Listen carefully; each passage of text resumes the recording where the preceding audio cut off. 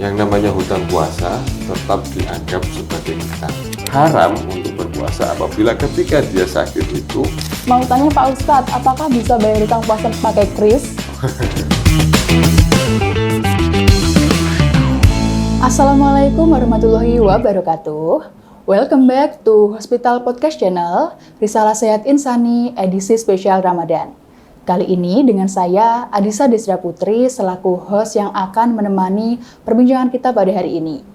Nah, pada podcast kali ini, kita akan kedatangan bintang tamu yang luar biasa, yaitu Ustadz Edi Sutrisno, atau yang kerap disapa dengan Ustadz Ed, dari Bimbingan Rohani Rumah Sakit Islam Pati. Assalamualaikum Ustadz, apa kabar hari ini? Waalaikumsalam, Alhamdulillah, sehat walafiat, Mbak. Alhamdulillah. Sebelumnya, terima kasih banyak ya Ustadz sudah berkenan untuk hadir, meluangkan waktu, dan berbagi ilmu dengan kita semua pada hari ini. Iya, Mbak. Sama-sama. Jadi begini Ustadz, kemarin kan kita sudah membuka question box di Instagram. Nah, udah ada beberapa pertanyaan yang masuk nih Ustadz. Jadi langsung saja ya kita bacakan pertanyaan dari yang pertama. Oke, pertanyaan pertama ini tentang puasa bagi ibu yang sedang menyusui. Pertanyaannya adalah, Ustadz, gimana cara berpuasa bagi ibu yang sedang menyusui? Apakah semua ibu yang sedang menyusui wajib berpuasa, atau mungkin ada keringanan-keringanan tertentu dalam Islam? Ya, jadi gini Mbak, untuk ibu-ibu yang sedang dalam keadaan hamil atau dalam menyusui, itu ada 3 hukum di dalam menjalankan puasa. Yang pertama itu bisa menjadi makruh untuk melaksanakan puasa. Yang kedua bisa menjadi haram untuk melaksanakan puasa. Dan yang ketiga boleh untuk melakukan puasa. Untuk kategori yang pertama, boleh melakukan puasa itu apabila dia dalam keadaan baik-baik saja, sehat, dan tidak ada kendala apapun di dalam kehamilannya maupun menyusui itu. Artinya tidak ada keberatan dan dia merasa tidak ada masalah apapun. Kemudian yang kedua, itu bisa menjadi makruh apabila dia khawatir akan dirinya maupun akan anak atau janin yang sedang dikandungnya.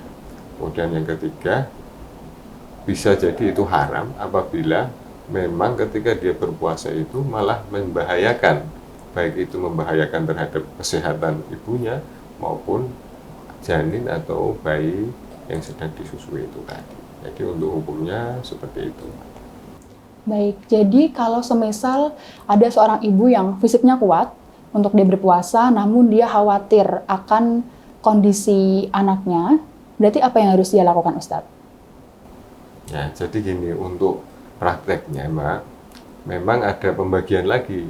Jadi ketika ada seorang ibu yang hamil atau yang menyusui itu tadi, dia tidak berpuasa, karena dia khawatir akan dirinya. Yang kedua, dia khawatir akan dirinya dan janin atau bayinya. Dan yang ketiga, dia hanya khawatir dengan janinnya saja.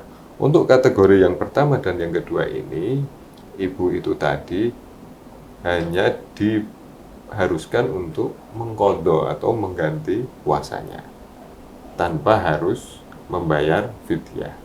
Tapi untuk kategori yang kedua ini, ibu itu tadi selain dia mengqadha puasanya juga harus membayar fidyah.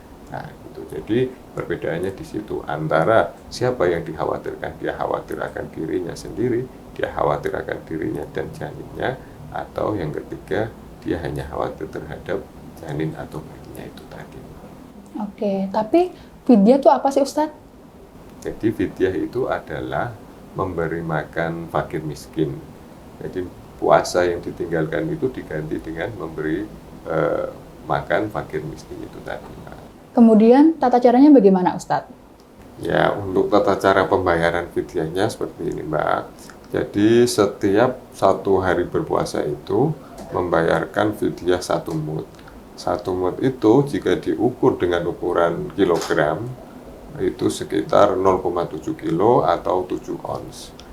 Misalkan dibulatkan menjadi 1 kilogram, itu akan menjadi lebih baik. Oh gitu, jadi ada tata caranya tersendiri ya Ustadz tentang membayar fidyah. Nah mungkin pertanyaan ini sangat menarik dan sangat relevan bagi ibu-ibu di luar sana yang mungkin sedang menyusui karena mereka mungkin dalam kondisi yang sangat ingin maksimal dalam beribadah, namun juga tidak ingin mengabaikan kondisi anaknya. Oke, kita lanjut ke pertanyaan selanjutnya ya Ustadz, yaitu tentang menggantikan hutang puasa tahun lalu. Pertanyaannya adalah bagaimana cara menggantikan hutang puasa tahun lalu sedangkan tahun ini sudah Ramadan? Ya, ini pertanyaannya ya cukup membingungkan sebenarnya, Mbak. Karena untuk satu puasa dengan puasa berikutnya itu kan masih ada sekitar 10 sampai 11 bulan ya. Ini sampai kelewatan. Ini yang kelewatan ini orangnya atau siapa?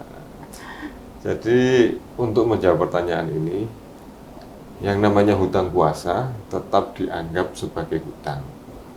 Sampai kapanpun itu, Mbak, meskipun telah sampai kepada Ramadan berikutnya.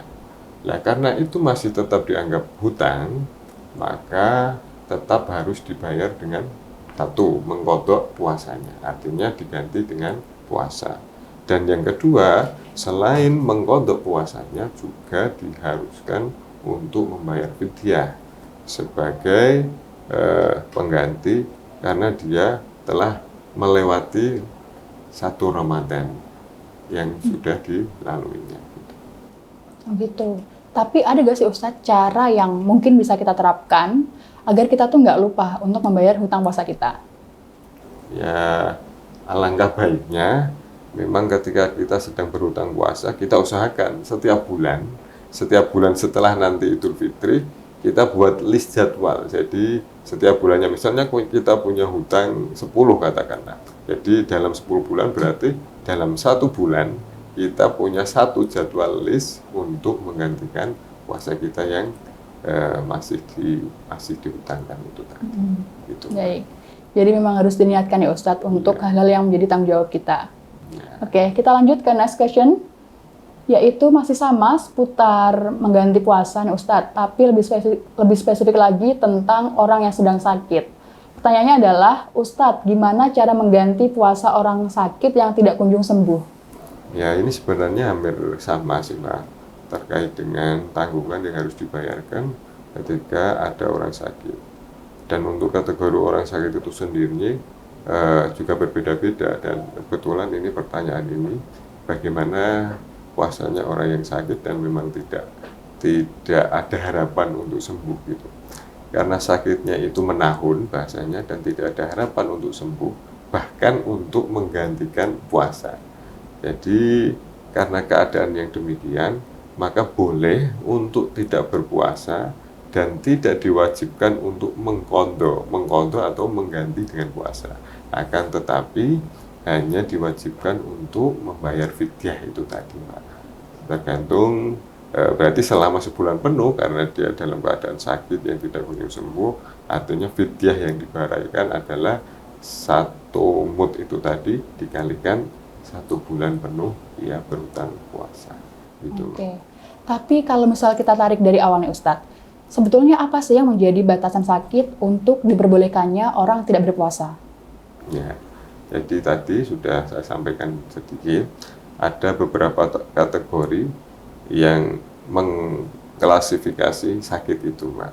Jadi sakit yang memang boleh untuk berpuasa, sakit yang memang makruh untuk berpuasa, dan yang ketiga sakit haram untuk berpuasa. Yang pertama, sakit yang boleh untuk berpuasa artinya sakit yang sakitnya itu ringan dan tidak memberatkan sehingga dia masih sanggup untuk menjalankan ibadah puasa itu tadi. Untuk yang kedua, boleh menjadi makruh ketika sakit yang dideritanya itu ada kemungkinan dia merasa berat untuk melaksanakan puasa dan sakitnya itu membolehkan ia untuk bertayamum. Dalam satu keterangan disampaikan seperti itu. Kemudian yang ketiga, haram untuk berpuasa apabila ketika dia sakit itu malah menjadikan keadaan sakitnya itu menjadi lebih parah dan lebih fatalnya lagi bisa menjadikan dia sampai meninggal dunia. Ya, seperti itu, Mbak. Oke, jadi emang beda-beda ya Ustadz tentang kondisi orang yang sedang sakit dalam menjalankan ibadah puasa. Oke, kita lanjut ke pertanyaan selanjutnya yaitu ini pertanyaannya agak lucu ya Ustadz. Kayaknya yang tanya ini Gen Z deh ya. Jadi pertanyaannya adalah Mau tanya Pak Ustadz, apakah bisa bayar utang puasa pakai kris? Ya, ini pertanyaan yang memang sedikit menggelitik ya Mbak. Pakai jokes-jokes ala anak-anak Gen Z hari ini. Kalau kita berbicara tentang hutang, ini beda ceritanya Mbak, antara hutang puasa dengan hutang materi atau hutang uang. Kalau hutang uang bisa kita bayar pakai kiris, tapi kalau hutang puasa, kalaupun bisa dibayar dengan kiris, berarti artinya bayarnya itu harus di banknya Allah Ta'ala sana.